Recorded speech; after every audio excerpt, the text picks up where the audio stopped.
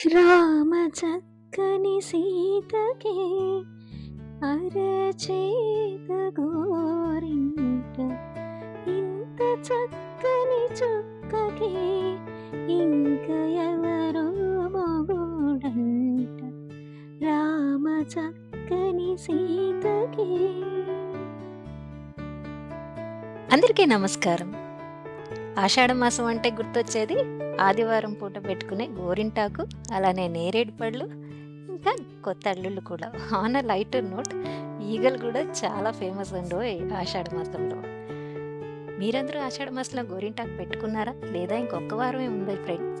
So తప్పకుండా పెట్టుకోండి, మంచిదని చెప్తారు. దీని గురించి సెపరేట్ బ్లాగే చేయాలి, దీని విశిష్టత ఏంటి, ఎందుకు పెట్టుకోవాలి అన్నది.